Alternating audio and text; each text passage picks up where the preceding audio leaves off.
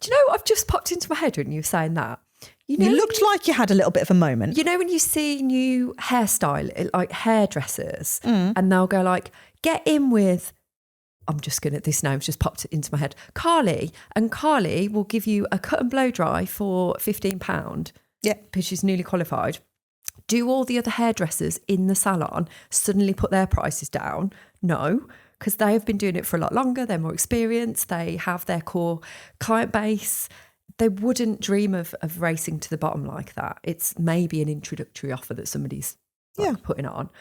So why do we feel the need to do it in the dog training industry or the dog industry? I honestly don't know. Threat around it as well, isn't it? It's fear-based again. Everything is fear of like, oh, I'm going to lose out. I'm going to do this. They're going to take all my clients.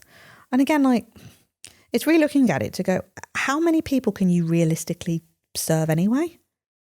So even if everybody came to you, could you keep up with that demand? Mm-hmm. Would you want to?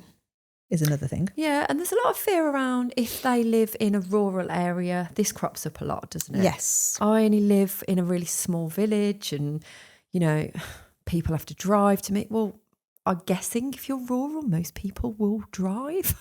Yeah. I'm not saying everyone will, but it's quite highly likely that people have got cars and they can travel.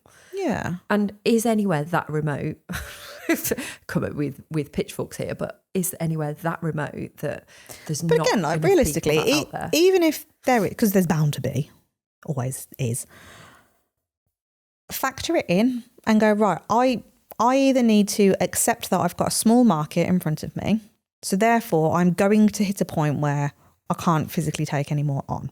This is where customer retention 100% comes in. Yeah. Like, you need to create a product and service that will retain customers, not constantly attract new ones.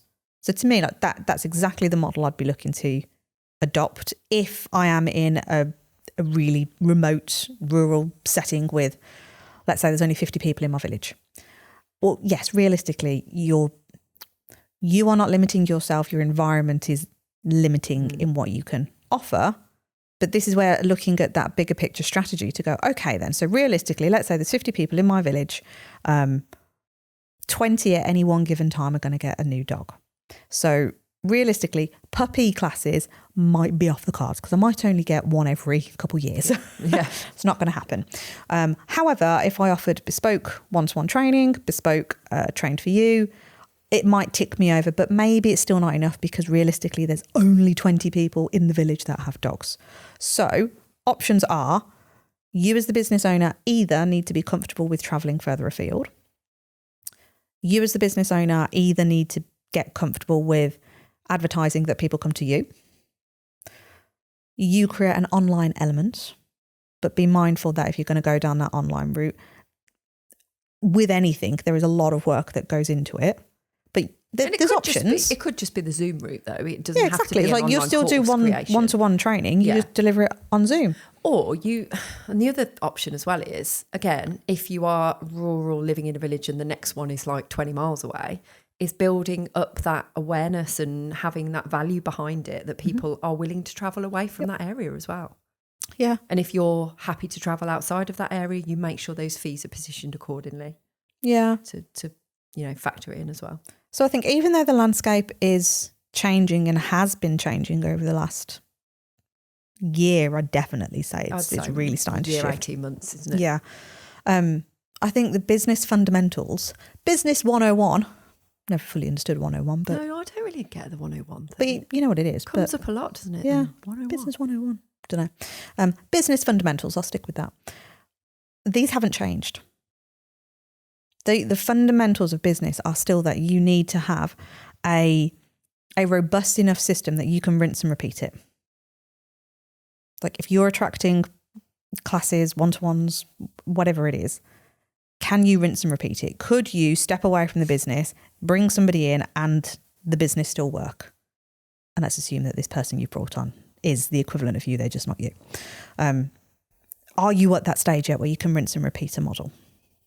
That's essentially what everyone should be working towards. We're still working towards that. Yeah. It takes time. But I think definitely for 2026, we've got an opportunity to to be playful, I think. Be playful, be creative with your offers and go, right, how can I bring these together? These are the things I loved doing in my dog training business. I loved just getting creative and playful with my services. It's why I created that 90-day puppy class. And I threw in one-to-ones as well. So everybody got 2 one-to-ones as well as a 10-week course. Yeah, and it's asking yourself, what do people really need? Like, what are they going to benefit from? What's going to move them forward? What's going to be the solution? In an ideal world, what would they get? And then start putting that offer together to make sure that that is the thing that they need.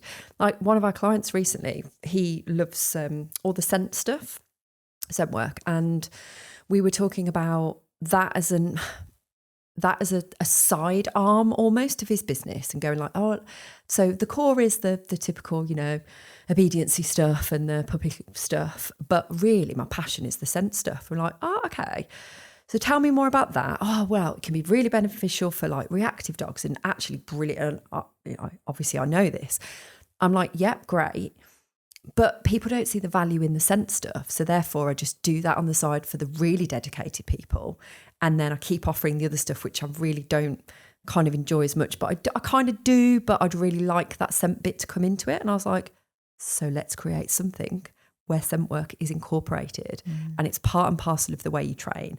And it's something you're known for and something that people recognise in you and go like, oh, that sounds amazing.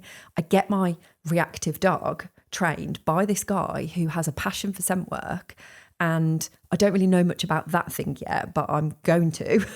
and he talks about it in such a way whereby it offers that solution and it shows you the benefits and all that kind of stuff. And when we talked it through, he was like, oh my gosh, oh, can you do that? I'm like, yeah, it's your business. If you like the sound of that, you can absolutely go all in with making that your thing, talking about it till the cows come home, making sure everybody knows that's what you're about.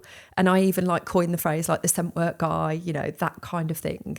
And he was like, that would be amazing. That'd be absolutely brilliant. I just didn't see a way that I could actually incorporate it in. I was like, you can do anything.